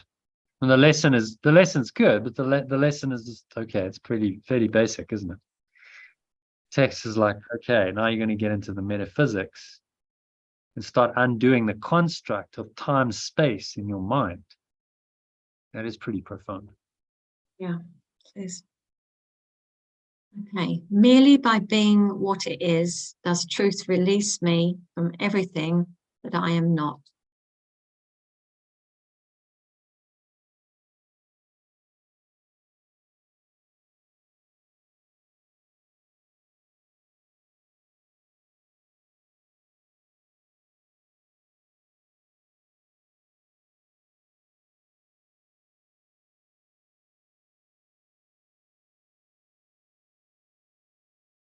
By being what it is.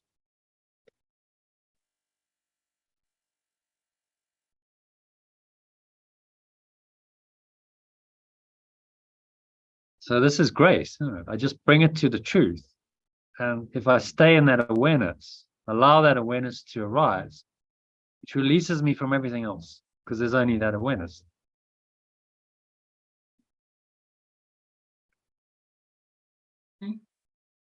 The at-one-ment is so gentle, you need but whisper to it. And no, the atonement at-one-ment is so gentle, I need but whisper to it. And all its power will rush to my assistance and support.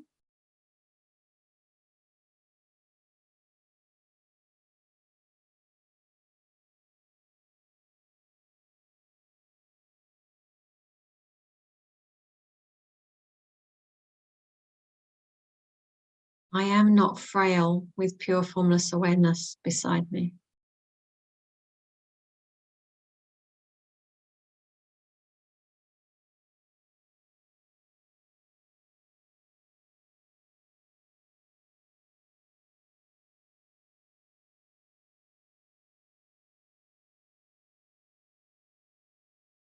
Yet without it, I am nothing.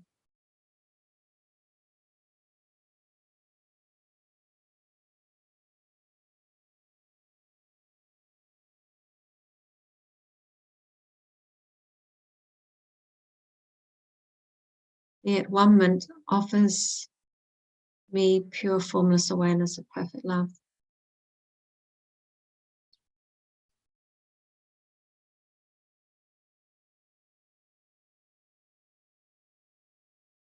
The gift that I refused is held by it for me.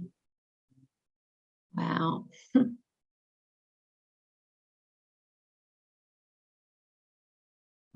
This is grace, isn't it? This is you asked about grace. Was it you asked about grace? Yeah, me, yeah. What is grace? This is grace. So Yeah. it's given to us freely, even though we denied it. We went, no, I don't want that. I've got a much better idea. It's still there. Never gone away. And it's given the moment you're willing, just a little bit willing to accept it, it's given back to you. That's grace. It's never taken away. There's no sense of punishment. Oh, well, you've been really bad. You've been absent from the kingdom for thousands of years, so you're going to be punished. No, it's like, okay, just be a little bit willing, and there it is. All of it for you. Kept for you. For the moment, the holy instant that you choose to listen.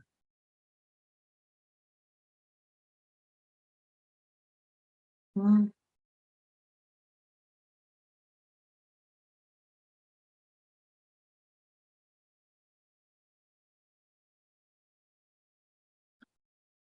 That I refuse is held by it in me.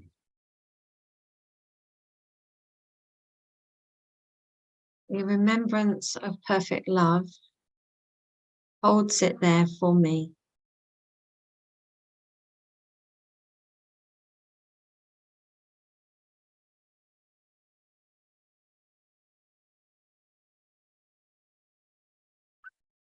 Pure formless awareness has not left its altar.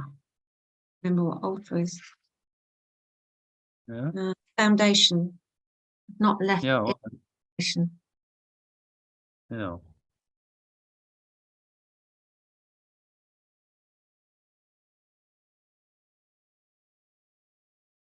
Such a lovely lesson, this lesson text.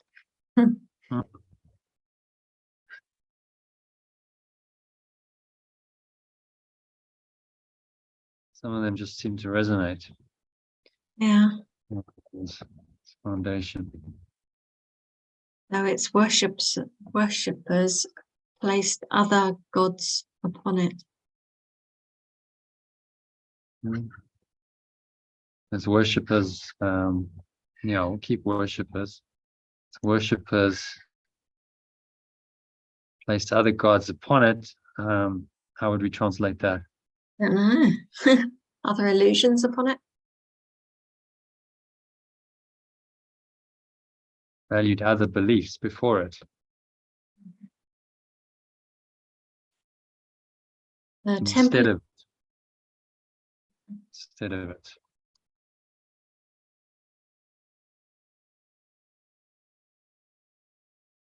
Temple still is holy. Temple.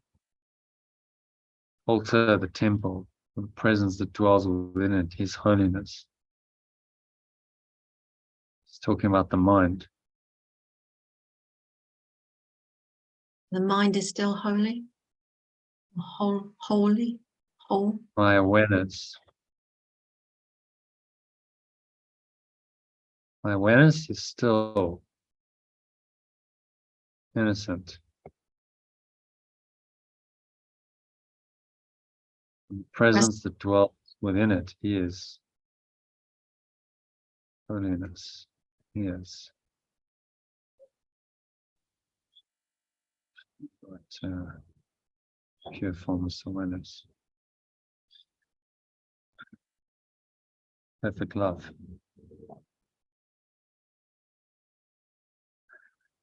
Okay, so why don't we finish it on a high note? I'll just guide you through a meditation on this paragraph. Thank you. Yeah. Okay, so just give me a moment. And if it's all right with you, I'll log straight off afterwards. So I hope you have a good. Yeah, I'll see you tomorrow. I'll be back in the UK. So I thought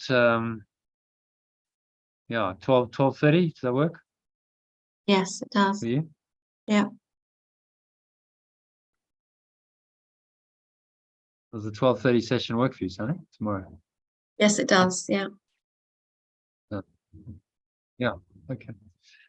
Yeah, let's see 12:30. I should be there by sort of 12 o'clock. So yeah, maybe a bit later, 1 p.m. just to give me a bit more time. Does that work? Yeah. Yeah, okay. All right, so just close your eyes, take a nice deep breath in through the nose.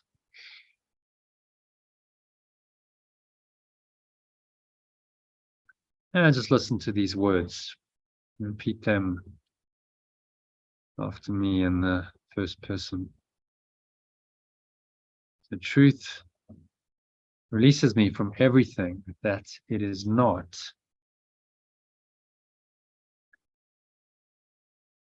Merely by being what it is.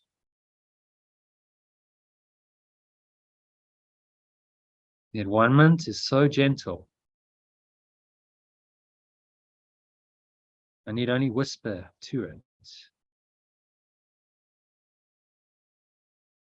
And all its power will rush to my assistance and support.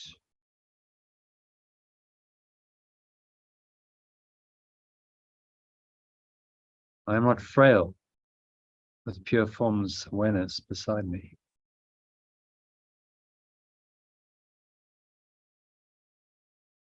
Yet without it, I am nothing.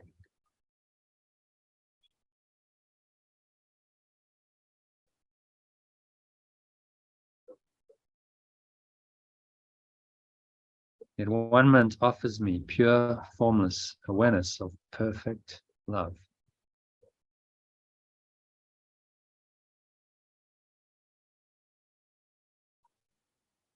The gift that I refused is held by it.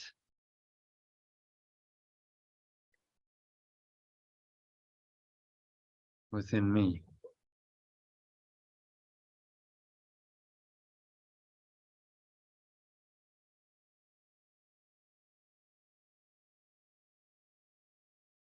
The remembrance of perfect love holds it there for me.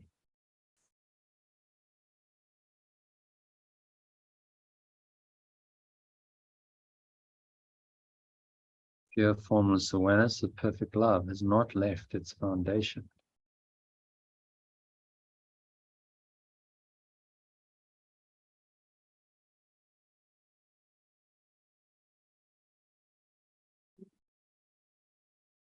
Though I, as its worshipper,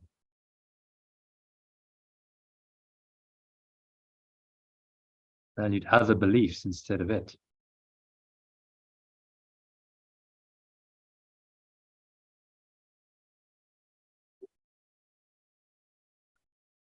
My awareness is still innocent.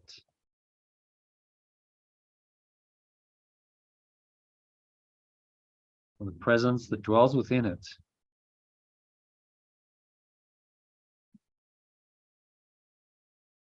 is pure formless awareness of perfect love. So just breathe that in. So every part of your mind, every cell of your body is infused with this deep awareness, the pure formless awareness of perfect love that you are.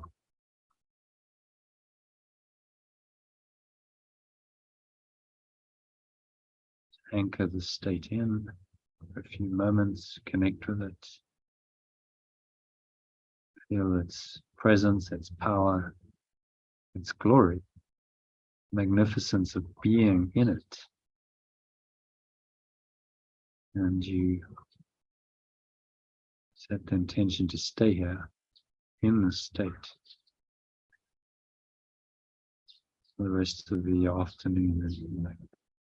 To help you do that practice, today's lesson, just to bring you back into this holy state, no matter what seems to happen. Every hour, say, perfect love's will for me is perfect happiness. Every half hour, I share perfect love's will for happiness. Feel that happiness now, anchor it in. So it is said, so it is done. And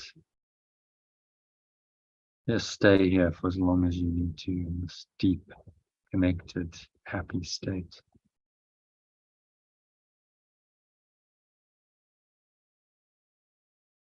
When you're ready,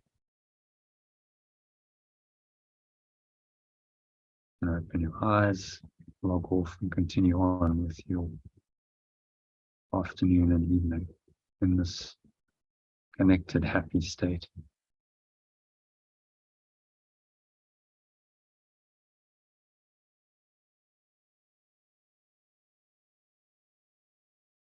And so that brings us to the end of the session. So thank you.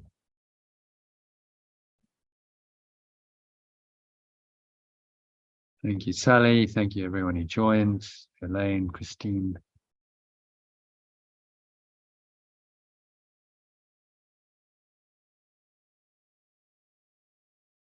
I'll see you in the UK next session tomorrow afternoon at 1 p.m. UK time. It's 2 p.m. SA time.